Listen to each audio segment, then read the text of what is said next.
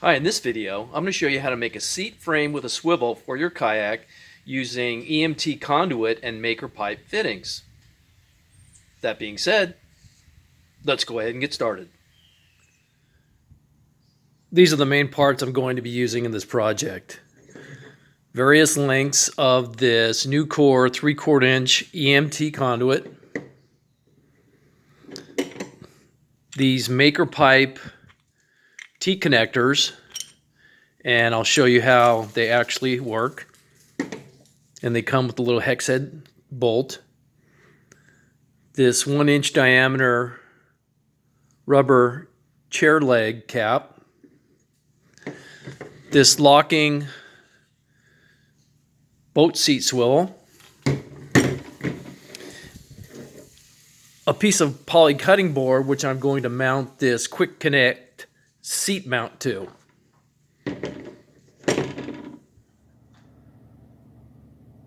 This is going to be a little close-up of how these things all connect together.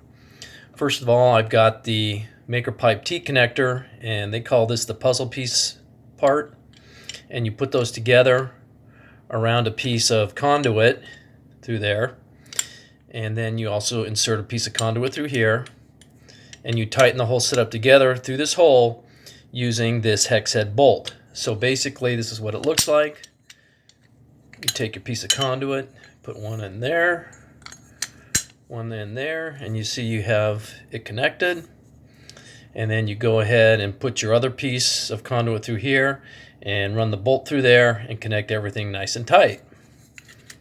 And then for this chair leg cap, that's going to slide over the end here on the conduit, and it's a little loose. So what I'm going to do is just put a bead of marine goop around the edge here and slide it over it like that, just to make sure it stays secure.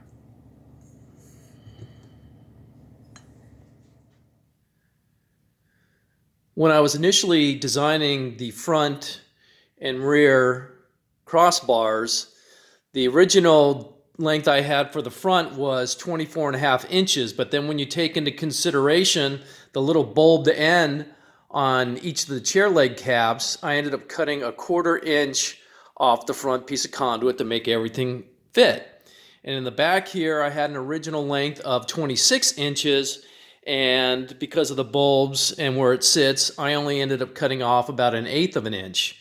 So that's what worked with this kayak, and yours may vary just depending on how kayaks vary from build to build or the different brand that you may be using this on.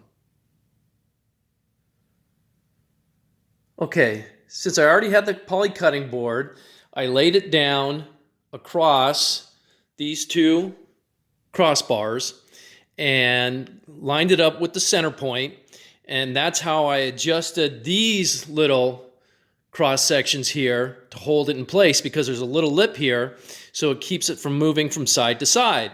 And then I put a 1-inch overhang here on the front and on the back end, and then drilled in these holes about 1 inch in from each edge through the center of the conduit to hold everything in place. And I added this quick release because it will lift the height of the seat up to make it a little bit better for this kayak. This is the side view of the dry fit section. And up front here in the mount for the SS127 is the little clamp section here, and it works and holds that in there nice and snug. And then the other end butts up here against this part of the hull so it's not moving anywhere. And you also get a better view of this cross brace here, how it lines up with the poly cutting board. What I do want to mention about these little cross braces here is that initially I said that there's a little bit of an angle when you assemble this whole project. But what you can do is by tightening up each end of the maker pipe connectors, you can actually change, by moving the conduit a little bit in either direction, you can change the angle. So my setup here has a very small angle, so I'm not going to bother shimming up any of the mounts on this and leave it as is. This is a dry fit installation of the swivel seat, and everything lines up the way it should. So what I'll do now is go ahead and disassemble it, paint the conduit, and reinstall everything. Okay, all the conduit's been painted and the whole seating frame has been reassembled and installed into the kayak. Now this method can be modified for use on most similar type of kayak seating, and I used it on a Bonafide SS127 for this project. So that's it. If you have any questions, please leave them for me in the comments. Thank you.